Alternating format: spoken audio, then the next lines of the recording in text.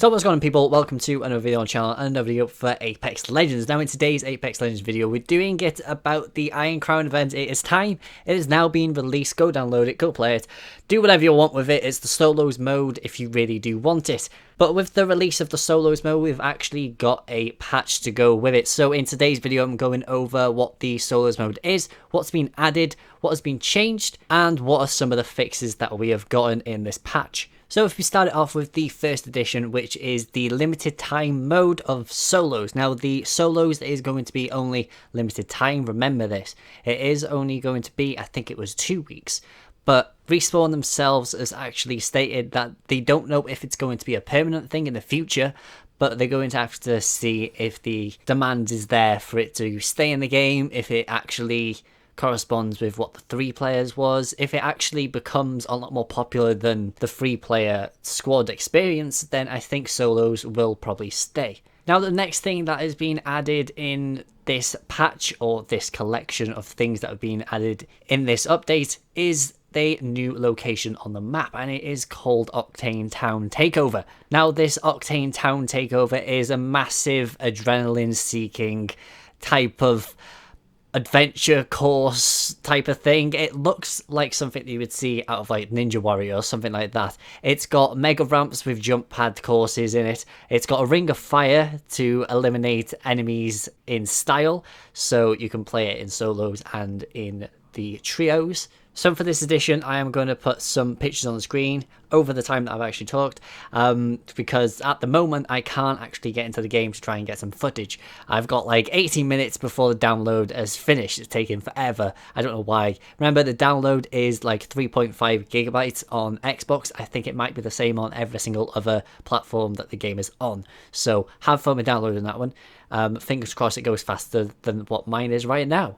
Now another addition to the game is something that is a little bit more controversial, and it is the addition to something a little bit new to the microtransactions thing that Apex has been doing since, well, the start of the game. And this new thing is called the Iron Crown Collection Pack. Now, in this pack, you have a 50% chance of getting an epic item and a 50% chance of getting a legendary item. There's no commons and there's no rares. And altogether, you can get 24 of these packs. And there's no duplicates as well, so get ready. If you do get every single epic item, so if you do get 12 of the epics, that means your next 12 are going to be all the legendary ones. Then a lot of people on Reddit, which I have checked, have figured out that if you do get the 2 free ones that you can get through the gameplay, and then the rest of the packs, the rest of the 22 packs that you can get, they are £7 each. So if you, well, $7 each. So if you wanted to buy every single item in the game for just this event, then it is going to be $154. So in pounds, that's about £149, 140 or whatever it is. It's somewhere near there. But the addition to this as well is that if you do get every single thing, then you can buy the new Bloodhound heirlooms that have been added into the game, which I think somebody else spotted as well on Reddit, that the Bloodhound heirlooms are going to be about $35. I don't know if this is true. I can't check myself. I'm sorry. If I am wrong, I will dub myself over right now. But if I'm right, then I'm just going to keep on talking anyway.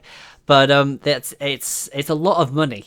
But the new Bloodhound heirloom set actually does look pretty sick. The tomahawk type of thing that you've got, it does look pretty cool. It's kind of got the vibe of the Black Ops, I think it's the Black Ops 2 one, the one that you can get on the Mob of the Dead map. That's the type of vibe that it's kind of got, the Hellhound type of head to the back of it and the red type of glow to it. It does look pretty sick. It actually does look better than the Wraith one. I'm sorry, but it does. That's just my opinion. It's your opinion as well. You can leave that in the comment section below, but that's just my opinion, that it does look pretty good.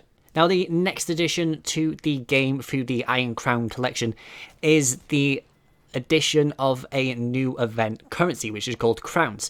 Now the thing that you have to kind of get in your mindset is that you don't have to spend your crowns. The crowns will automatically be converted into crafting materials at the end of the event. So after 2 weeks, they will get converted into crafting materials. We don't know what like the exchange rate is going to be. It sounds like money-wise at this point, but we don't know how it's going to actually work. But the way that you get the crowns is by getting the Iron Crown collection packs.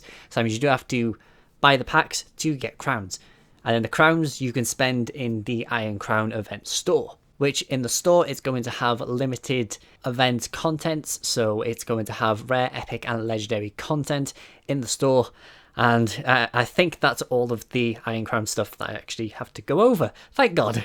And then one last thing as well as a special event, a special event. It is the double XP event for the top 5 and the wins for the weekend. So that does start from August 16th all the way to August 19th.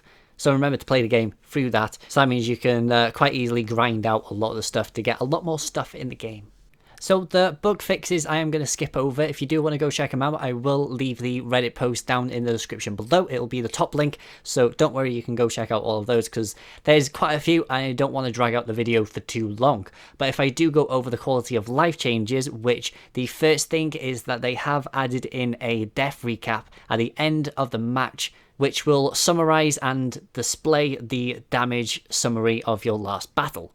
The next thing that they have improved through the quality of life is the UI during the match summary to better show off the Battle Pass progression, which I will agree, the Battle Pass progression is dreadful in the UI, so thank God that has changed. It does look a little bit more revamped. I will try and put up the picture on the screen. It might be a little bit small, I'm sorry. If not, I will try and get it from when I'm actually in the game itself. The next thing that they have added into the game is a kind of a weird one. They've added in-game surveys into the game. It's a little bit of a weird one. We don't know how the surveys are going to come out. We don't know what they're actually going to be asking. Probably, are you enjoying the game? Is there anything to improve? Have you found any issues with it or anything towards that? So if you do get these surveys pop up, they are just going to be random things. Please go answer it because it will probably change the game in some ways or another. It might give the developers a little bit of an idea from how they can try and fix it. So really, all in all, you can maybe make a difference to the game. Now we'll go over the last few details, which is about the weapon balance and the legend changes. Now the weapon balance, there are only 3 things that are going to be changing. The first thing is about the disruptor rounds for the alternator. Now, the alternator is getting changed again. The disruptor rounds are going to be reduced for the shield damage multiplier from 1.7 to 1.55. It has been reduced before. It is now being reduced a lot more. I think it's just because the alternator is a very fast firing gun, so that means the damage multiplier isn't really making a difference. It's just made the gun a lot better from what it already was, an already good gun. So the fact that they keep on having to change it, this is, I think it's like 2-3 weeks since the last time they changed the alternator, and now they've changed the alternator again to make it worse again, or trying to make it worse again. But you know what, we're going to have to see if the alternator has changed for the worse, or if it just feels exactly the same. The next weapon change is for the RE45, which is about the increased magazine size for all of the tiers. So the base one is going up to 16, common will go up to 19, rare is 22, and epic is 25. And the last weapon change is for the R301, so that is going to be nerfed a little bit just for the distance shooting. So that means it's going to have increased vertical and horizontal recoil, and it's going to be slightly increased for the recoil pattern randomizer. So now the last part of the changes are towards the legends. Now if we go over some of the general ones, which the first one is about some adjustments to the Pathfinders and low profile legend hitboxes, which the example that they give is taking shots to the hip now does torso damage instead of leg damage.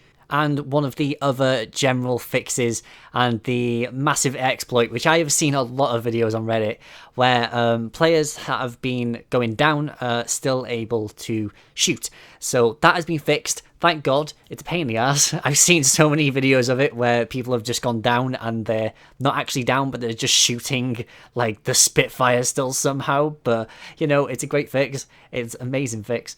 But if we go over to the next ones, which is about Bloodhound, which Bloodhound's change is its increase of distance that Bloodhound can see his clues, which thank God it's being adjusted to 25 meters. And they've also adjusted the area of effect for Bloodhound's tactical to 125 POV. Wraith's change is pretty funny that they have reduced the hum sound effect when using Wraith's kunai. So, you know, it's great. That is, it's great that they've reduced the sound effect to it, or the hum sound effect to it. And they've also fixed an exploit that allowed players to remove the cooldown for Wraith's tactical ability. A fix for Mirage is that it was an exploit towards Mirage being able to stay invisible and being able to shoot a melee while using his ultimate on a zipline, which is a bit of a weird exploit. It's hard to try and find that as an exploit, as a thing, but at least it's fixed, I guess.